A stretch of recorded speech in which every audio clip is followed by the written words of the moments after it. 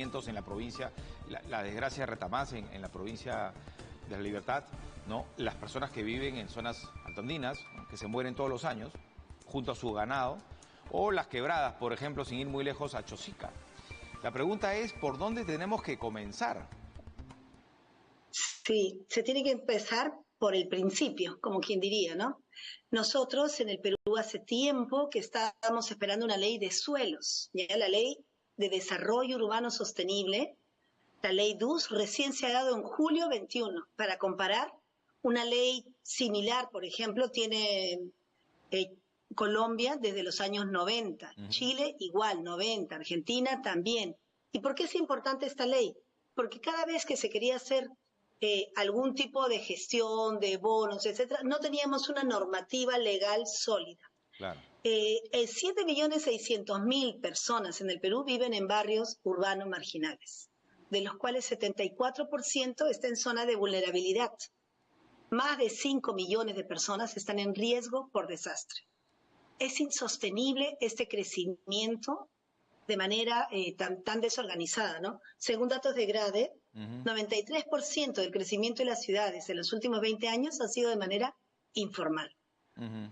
Entonces, es insostenible, basta ya de crecimientos informales. ¿Qué hacer? Es un problema inmenso, ¿no? Nosotros cada vez que hay un sismo, hemos visto hace poco lo de Turquía, Correcto. la crecida del río, estamos ante este riesgo de desastres y esta situación tan precaria de vulnerabilidad que viven nuestros pobladores, ¿no? Y en la nota del ingeniero Hidalgo lo decía clarísimo, ¿no? Que no haya pasado no quiere decir que no vaya a pasar. Porque aquí en el río Rímac, si uno ve imágenes antiguas, ¿no?, de la capital, el río, el caudal era pues inmenso, era muy ancho, ¿no? Y la mano del hombre, digamos, ha ido interviniendo. Y la naturaleza pues es sabia. La naturaleza quiere retomar su espacio y ahí es donde va a ocurrir la tragedia. Lamentablemente hay viviendas, ¿no?, zonas que podrían tener un riesgo mitigable, pero otras no, están en un riesgo de mucha gravedad que en cualquier momento va a tener serias consecuencias. Claro. Por ejemplo, existen en otras ciudades los ríos, son tratados, ¿no?, lógicamente con el cauce, ¿no?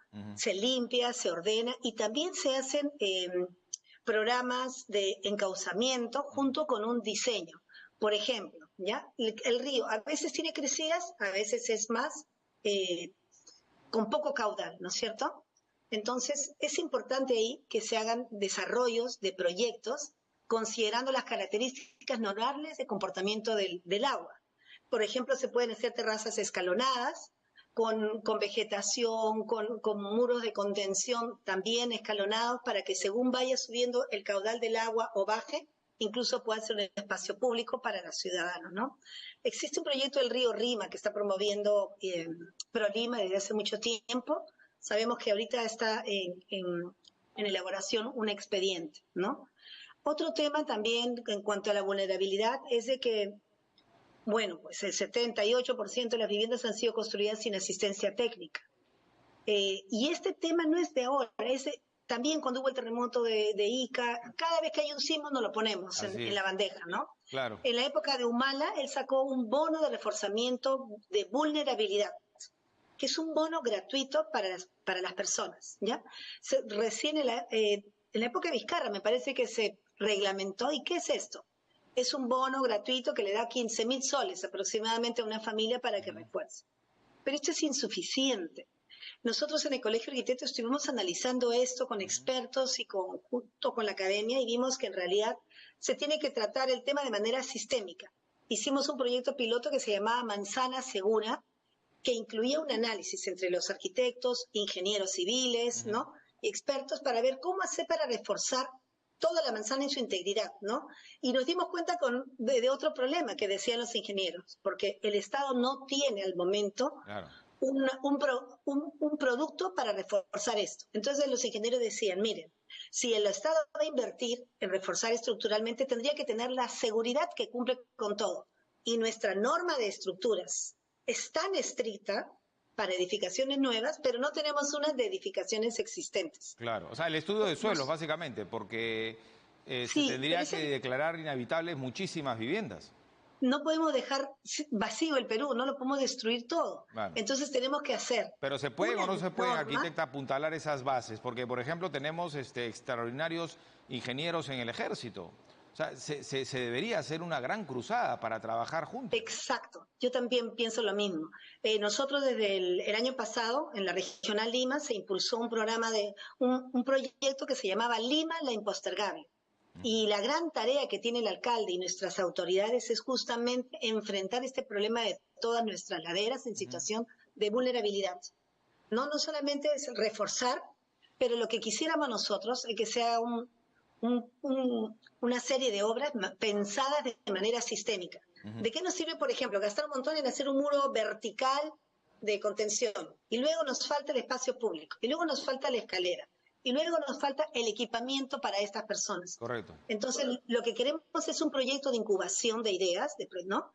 Una incubación de proyectos en los cuales se vean casos puntuales que luego puedan ser replicados, ¿no? Por ejemplo, reforzamientos, y para ello tiene que darse una normativa, un permiso legal para que pueda realizarse estas obras de inversión mitigando el riesgo. No como si fuera una obra nueva. Bueno, y que sea vinculante, ¿no?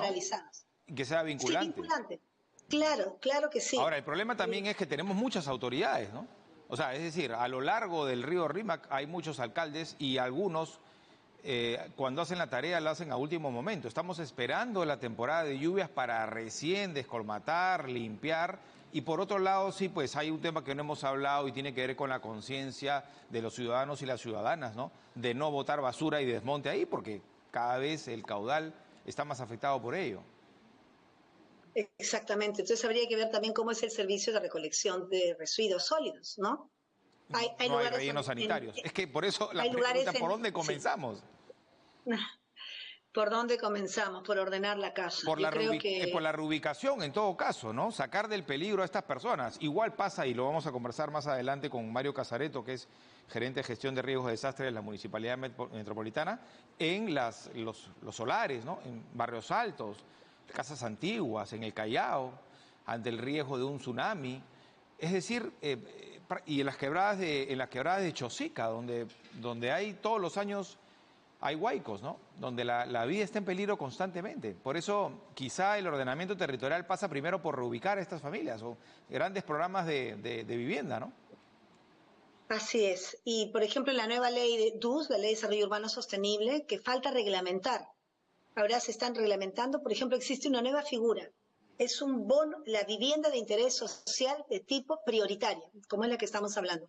No solamente la vivienda de interés social, sino de tipo prioritario, en la que ya tenemos que tomar acciones y el Estado debería tener bonos directamente hasta subvencionarla quizás 100%. Mire, solamente llevar agua y desagüe a una vivienda en lo alto de una ladera, decía Sedapal, que le cuesta 150.000 soles. Mucho más económico resultaría para el Estado hacer las viviendas y hacer incluso bonos, que ya se estudiarán, ¿no es cierto? Claro, y hay terrenos del Estado, muchísimos, ¿no? Otra cosa, se crea la figura del operador público de suelo. El Estado tiene muchos terrenos en la ciudad que no están siendo utilizados. Por ejemplo, locales que han sido de cuarteles del ejército, terrenos que pertenecen a diferentes entidades. Se debe dar prioridad absoluta a desarrollar programas de vivienda de interés social prioritaria y reubicar a las personas. También crear recursos. Hay una serie de recursos, de instrumentos financieros que le podrían dar dinero a las ciudades. Por ejemplo, en otros países, cuando tú cambias la zonificación y de 2 pisos vas a poner 20, 30, se crea, no todo es para el dueño del terreno. Esa capacidad edificatoria tiene un valor y se paga un costo a la ciudad y se crean fondos para que justamente la ciudad tenga dinero y pueda tener las posibilidades de financiar todas estas obras de las cuales estamos hablando. Reforzar, reubicar, mitigar, limpiar, mejores servicios. Por eso es que es como una organización que parte de todo, desde el poder mayor ejecutivo, el regional, el municipal, el distrital, ¿no? Hay todo un tema de diseño también de nuestra estructura, digamos, de gobierno, que como bien has dicho, cada municipalidad, ¿no? Pero ahí tenemos la Municipalidad de Lima, que debería ¿no? ser como un ente rector, ¿no? Porque cada distrito toma las decisiones, y bien usted lo decía una gestión, una zona la considera para 8 pisos, después viene otra gestión y la sube a 12, a 15. No se trabaja con criterio y esto me permite preguntarle, hacerle esta última consulta. ¿Los colegios profesionales están siendo consultados? Mire, yo creo que se están creando, hay grandes esfuerzos, se están creando mesas de trabajo. Por ejemplo, para la Ley de Desarrollo Urbano Sostenible sí fuimos consultados, es una excelente norma que falta reglamentarla. Ya salió el primer reglamento actualmente, pero hay que ponerse de acuerdo. Porque, por ejemplo, no sé, el Ministerio de Vivienda tiene una visión de vivienda social, pongo 20, 30 pisos. Sí. Las municipalidades tienen una ley orgánica que les da facultades, Correcto. competencias para organizar dónde pongo 30, dónde pongo 5, dónde pongo 2. Y ahí hay un poquito una pugna hasta dónde va cada uno, ¿no? Claro. Pero el colegio, bueno, personalmente soy decana hace 3 días, fui antes decana de Lima, pero sí, el colegio siempre está interesado, siempre está participando, ¿no? Y bueno, pues es tiempo de que unamos los esfuerzos. Por ejemplo, hay un tema también con los fondos que maneja la Municipalidad de Lima. Actualmente el alcalde elegido, que le llaman Porqui, ¿no? López Aliaga, él es una persona con mucho poder de mando, pero también lo hemos escuchado decir, ¿y por qué no tenemos los fondos de otro gobierno regional? ¿No? Claro, que Y Lima la siendo tan Municipalidad de grande Lima no tiene tenga. un presupuesto bajísimo comparado a capitales de países vecinos. ¿Eh? Así es. Pero tenemos nuevamente, ¿no?, la acción cívica del ejército, que es, tranquilamente, si se va a destinar un presupuesto, que sea pues al ejército, ¿no? Bueno, yo creo que sí, el ejército siempre va a estar para ayudar. Ayer vimos en un programa de televisión justamente cómo se hablaba en el caso de Ica, de un huaico también muy fuerte que hubo y vinieron los soldados del ejército en la época del ministro Nieto, cuando él estaba en el cargo de defensa, y se logró hacer un trabajo en tiempo récord, ¿no? Yo creo que hay que aprender de las lecciones aprendidas, Sí, ¿no? y no dejar, y ya termino con esta idea, ¿no?, arquitecta, en lo mediático, ¿no? Porque muchos dirán, ahora tocan el tema porque acaba de llover ayer por los huaicos o por el terremoto de Turquía. No, acá de hace muchos años decimos ordenamiento territorial ya, pero no nos escuchan, pues lamentablemente también se cambian de autoridades a cada rato y no hay un plan a largo plazo, ¿no? No hay. Hay mucha Quería terminar demagogia. una cosita, perdón, Nicolás, ¿me permites? El año pasado se acaba de aprobar el Plan Lima ME Así 2040. es.